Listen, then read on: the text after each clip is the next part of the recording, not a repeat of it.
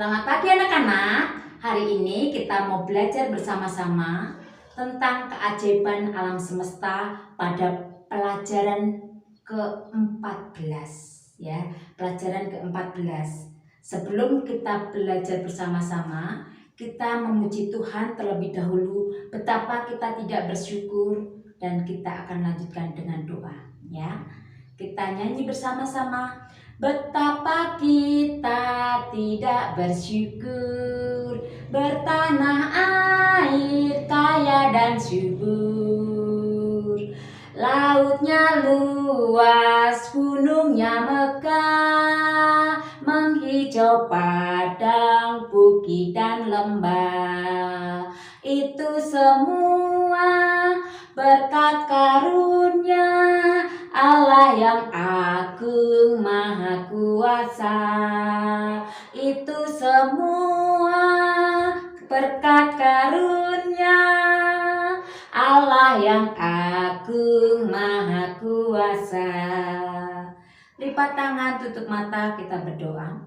Bapa yang di surga, kami mengucap syukur untuk kasih penyertaan-Mu kepada kami. Kami menyerahkan Tuhan pelajaran kami hari ini ke tangan kuasa-Mu. Biarlah Tuhan menyertai kami, memimpin kami senantiasa, untuk kami memiliki kekuatan kesehatan, sehingga kami dapat belajar bersama-sama dengan teman-teman kami, guru-guru kami. Di dalam nama Yesus kami bersyukur dan berdoa. Amin. Pelajaran kita tentang keajaiban alam semesta didasari dari kitab Kejadian pasal 1 sampai pasalnya yang ketiga. Nah, bagian 1 kita akan belajar tentang musim dan cuaca. Sedangkan di Indonesia ini ada 2 musim, yaitu musim panas atau kemarau, ya disebut dengan musim kemarau, dan musim hujan. Nah, bagaimana ciri-ciri musim kemarau itu? Musim kemarau itu ciri-cirinya matahari bersinar cerah terang ya. Matahari bersinar terus-menerus menyinari bumi. Nah, langit berwarna cerah.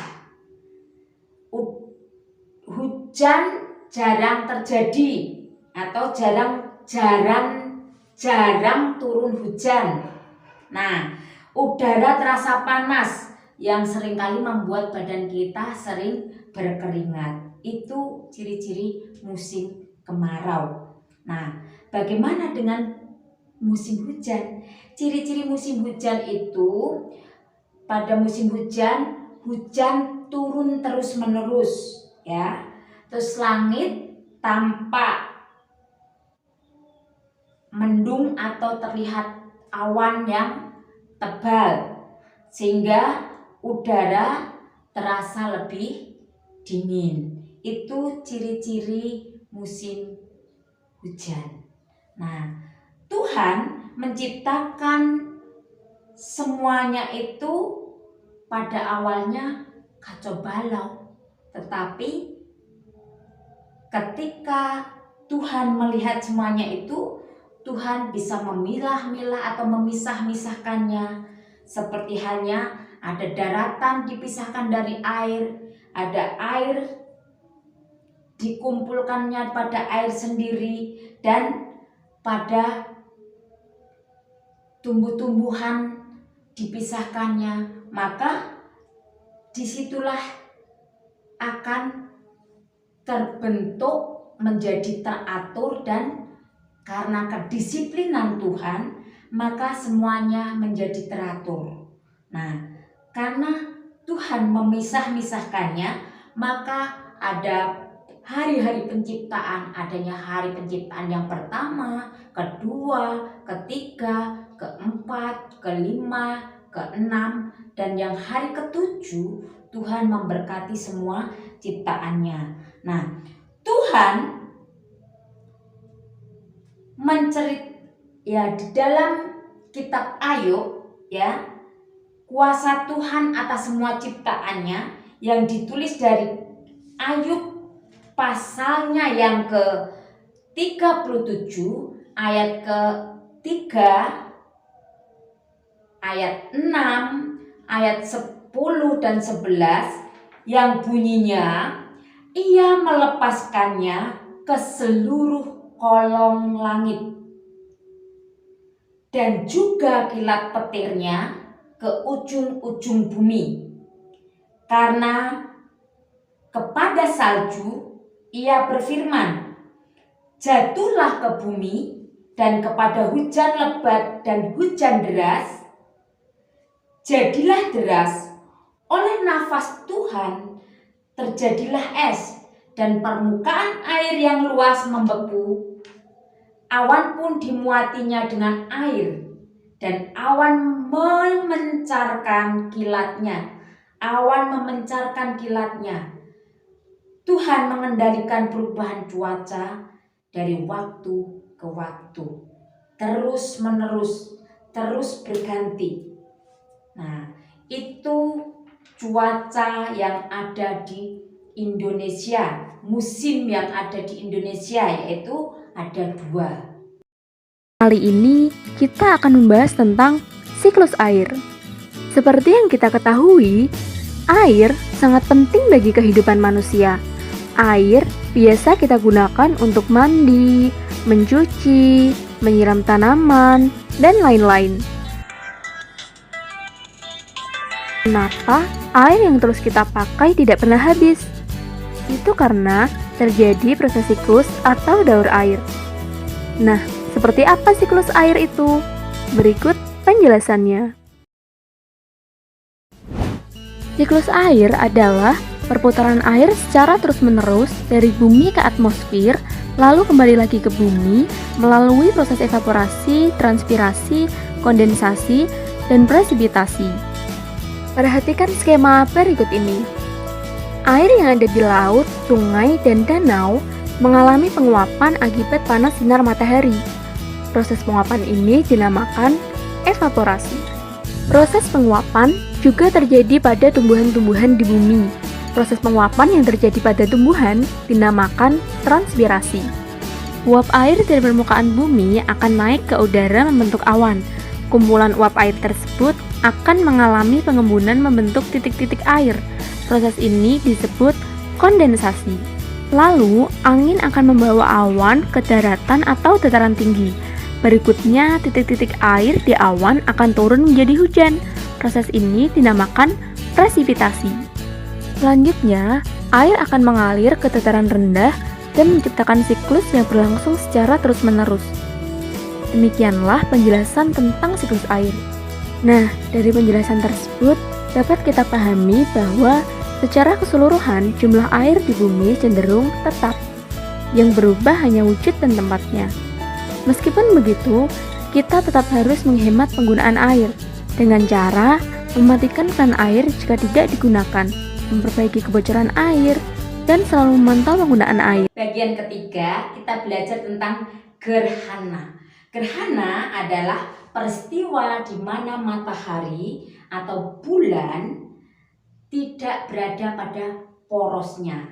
Itulah gerhana. Nah, gerhana ada dua macam yaitu gerhana matahari dan gerhana bulan.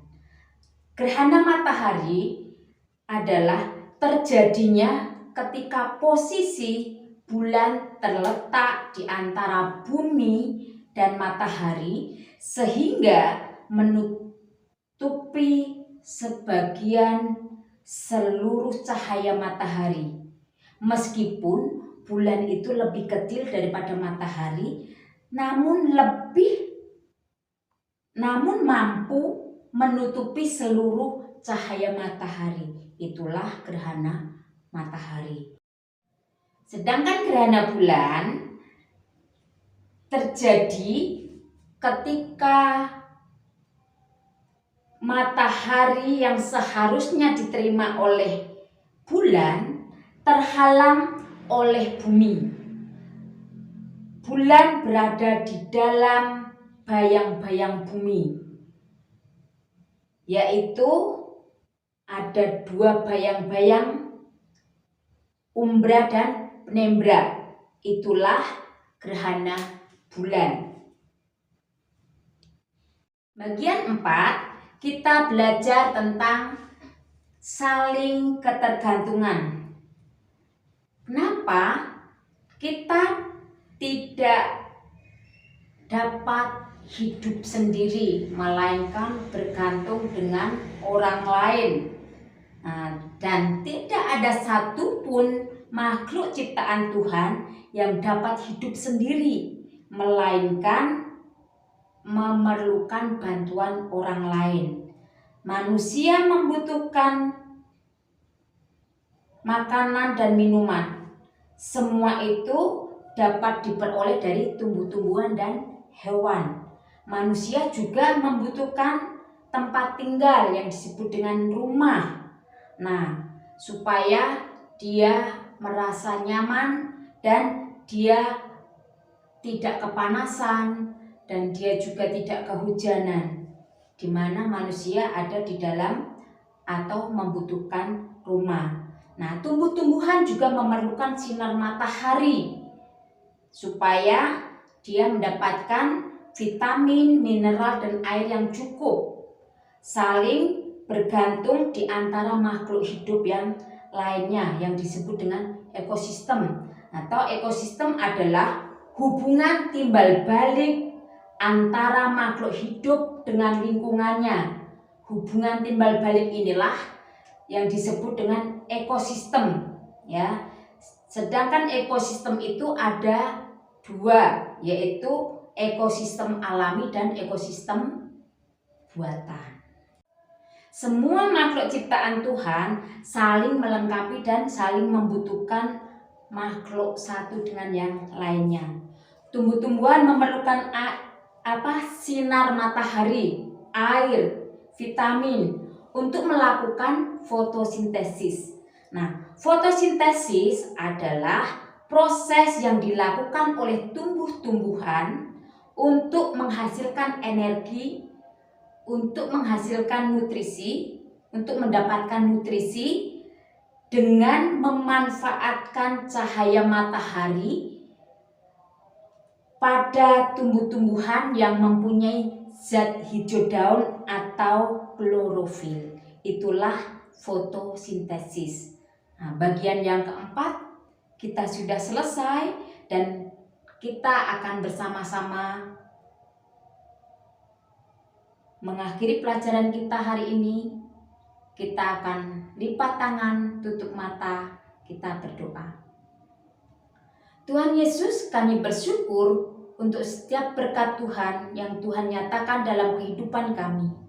Kami mengucap syukur Tuhan untuk alam semesta, keajaiban yang Tuhan berikan kepada kami, yaitu alam semesta dan isinya, bumi yang kami pijak ini, rumah yang kami tinggali, semua adalah pemberian daripada-Mu Tuhan. Kami mengucap syukur untuk semua itu. Kami menyerahkan Tuhan adanya pohon-pohonan, tumbuh-tumbuhan binatang, dan makhluk hidup yang lainnya yang Tuhan berikan kepada kami. Kami mengucap syukur Tuhan, karena kehidupan kami saling bergantung satu dengan yang lainnya. Dan kami menyerahkan Tuhan dosa pelanggaran kami ke tangan kuasa-Mu. Engkau berkati kesehatan kami, orang tua kami, bapak ibu guru kami, sehingga kami dapat belajar bersama-sama. Kami menyerahkan Tuhan semuanya ke tangan kuasa-Mu. Di dalam nama Yesus kami bersyukur dan berdoa. Amin.